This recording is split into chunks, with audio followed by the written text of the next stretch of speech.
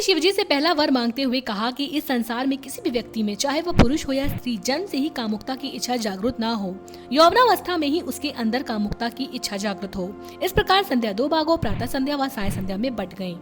नमस्कार दोस्तों, स्वागत है आपका हमारे चैनल एजे वाइन में, जहां आज हम बात कर रहे हैं उस रहस्य के बारे में जब संध्या को दो भागों यानी कि प्रातः संध्या व साय संध्या में विभाजित होना पड़ा। तो चलिए देर न करते हुए बढ़ते हैं उस रहस्य की तरफ।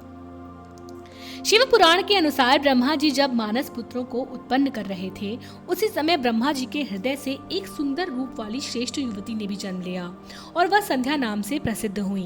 तदनंतर ब्रह्मा जी ने एक और मानस पुत्र को जन्म दिया, जिसकी छवि अत्यंत मोहनीय थी। वह अत्यंत अद्भुत कांति वाला पुरुष था।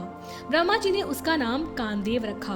कामदेव ने अपने पुष्प बाणों से सभा में बैठे सभी को मोहित कर दिया। सभी के मन में विकार उत्पन्न होने लगे। ब्रह्मा जी और सभी मुनि संध्या की तरफ आकर्षित होने लगे। ब्रह्मा जी अकस्मात यह सब कुछ देखकर शिवजी का स्मरण करने लगे। तब शिवजी के प्रभाव से ब्रह्मा जी का काम दूर हो पाया। संध्या के प्रति यह विचार देखकर उन्हें बहुत आत्मग्लानि महसूस हुई। ब्रह्मा जी ने सोचा, वह मानसी पुत्री जिसे मैंने अपने हृदय से उत्पन्न किया, उसके लिए मेरे हृदय में ऐसे विचार सोचना भी पाप है। अत्यंत क्रोध में आते हुए ब्रह्मा जी ने कामदेव को श्राप दे दिया। तदनंतर मुनियों का भी काम दूर किया। यह सब देखकर संध्या अपने आप को दोषी मानने लगी और सोचने लगी कि जिस रूप को देखकर स्वयं मेरे पिता मोहित हो गए, मेरे सर्व भ्राता मोहित हो गए, धिक्कार ऐसे रूप को, अतः मैं इस देह का त्याग कर दूंगी। यह कहते कहते वह आत्मदाह के लिए निकल पड़ी और मन में बस यही सोचती जा रही थी कि अपने पिता व भ्राता के समान वह भी उनके पाप की सहभागिनी थी। तब उसने निर्णय लिया कि अब मैं अपने पापों का प्रायश्चित स्वयं करूंगी और दुनिया में एक ऐसी सीमा को स्थापित करूंगी जिसे किसी भी व्यक्ति के अंदर जन्म से ही कामुकता ना आए। लेकिन संध्या को उसका मार्ग समझ में नहीं आ रहा था। तदनंतर ब्रह्मा जी ने संध्या को इतना व्यथित देखकर अपने पुत्र वशिष्ठ को संध्या के पास जाकर उसे सही मार्ग बताने का आदेश दिया। वशिष्ठ जी भेष बदलकर संध्या के पास पहुंच गए। तब वशिष्ठ ने संध्या के व्यथित होने का कारण पूछा। तब संध्या ने बोला कि मैं ब्रह्मा पुत्री संध्या हूँ और अपनी पूरी आप बीती वशिष्ठ जी से कह डाली। उनके वचनों को सुनकर वशिष्ठ ने संध्या को पंचाक्षर मंत्र ओम नमः शिवाय का जप करके तप करने के लिए कहा।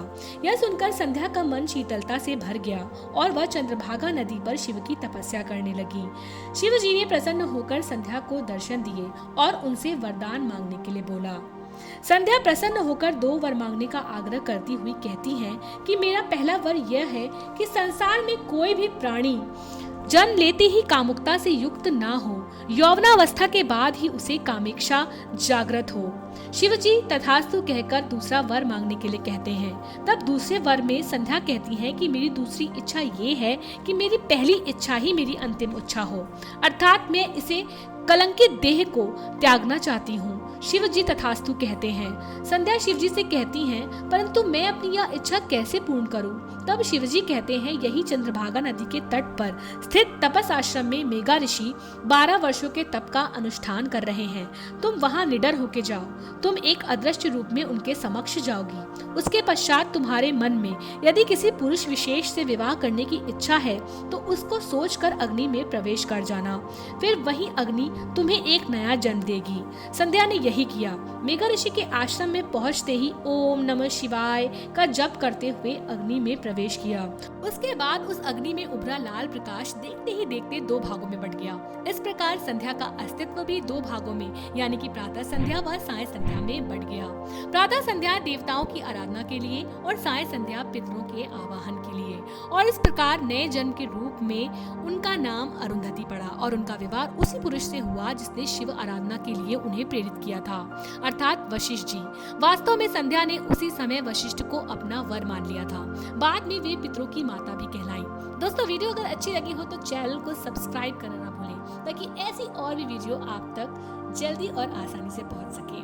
तब तक के लिए धन्यवाद।